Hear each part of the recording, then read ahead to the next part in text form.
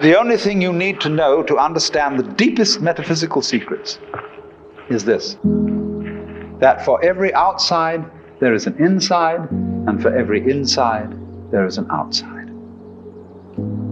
And although they are different, they go together. There is, in other words, a secret conspiracy between all insides and all outsides, and the conspiracy is this: to look as different as possible, and yet underneath to be identical. Because you don't find one without the other. Like Tweedledum and Tweedledee agreed to have a battle. Note that, agreed. So there is a secret. What is esoteric, what is profound, and what is deep is what we will call the implicit. What is obvious and on the open is what we will call the explicit. And I and my environment, you and your environment, are explicitly as different could be. But implicitly, you go together. And this is discovered by the scientist when he tries, as the whole art of science is to describe what happens exactly. And when he describes exactly what you do, he finds out that your behavior is not something that can be separated from the behavior of the world around you. He realizes then that you are something that the whole world is doing. Just as when the sea has waves on it, all right, the sea, the ocean is waving. And so each one of us is a waving of the whole cosmos, the entire works, all there is. And with each one of us, it's waving and saying, "Yoo-hoo, here I am." Only it does it differently each time. Because variety is the spice of life. But you see, the funny thing is, we haven't been brought up to feel that way. Instead of feeling that we, each one of us, are something that the whole realm of being is doing, we feel that we are something that has come into the whole realm of being as a stranger. When we were born, we don't really know where we came from, because we don't remember. And we think when we die, that's just going to be that. Some people console themselves with the idea that they're going to heaven, or that they're going to be reincarnated, or they're going to Summerland or something, you know. People don't really believe that. For most people it's plausible. The real thing that haunts them is that when they die, they're going to sleep and never going to wake up. They're going to be locked up in the safe deposit box of darkness forever.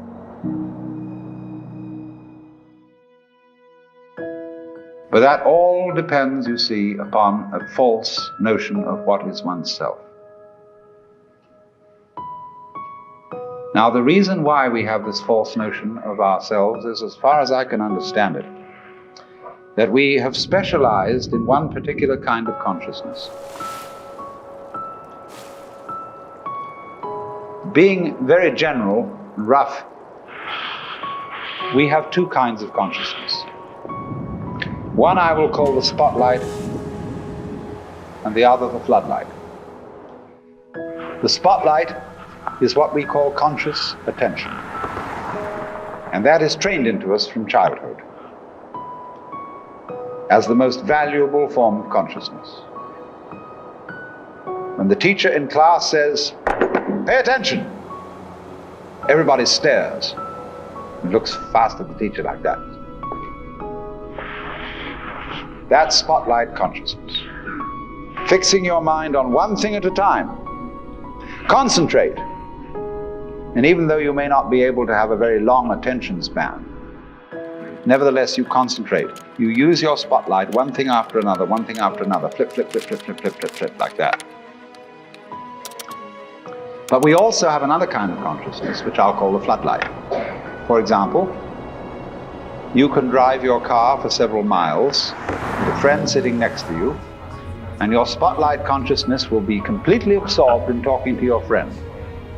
Nevertheless, your floodlight consciousness will manage the driving of the car, will notice all the stoplights, the other idiots on the road, and so on, and you'll get there safely, without even thinking about it. But our culture has taught us to specialize in spotlight consciousness and to identify ourselves with that form of consciousness alone. I am my spotlight consciousness. My conscious attention, that is my ego, that is me. And very largely we ignore the floodlight. Now the floodlight consciousness is working all the time. Every nerve end that we have is its instrument.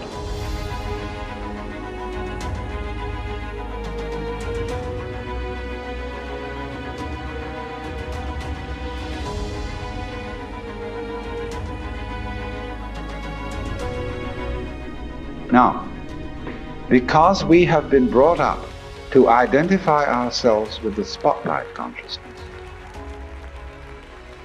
and the floodlight consciousness is undervalued, we have the sensation of ourselves as being just the spotlight, just the ego that looks and attends to this and that and the other. And so we ignore and are unaware of the vast, vast extent of our being. People who by various methods become fully aware of their floodlight consciousness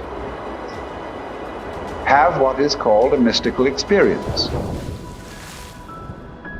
or a cosmic consciousness, because they discover that the real deep, deep self, that which you really are, fundamentally and forever, is the whole of being. All that there is, the works, that's you. Just as a sun or star has many rays, so the whole cosmos expresses itself in you, in you, in you, in you, in you, with all the different variations. It dances with infinite variety. But every single dance that it does, that is to say, you, is what the whole thing is doing. But you see, we forget it. We don't know. We've been brought up in a special way, so that we are unaware of the connection. The external world is your own body extended.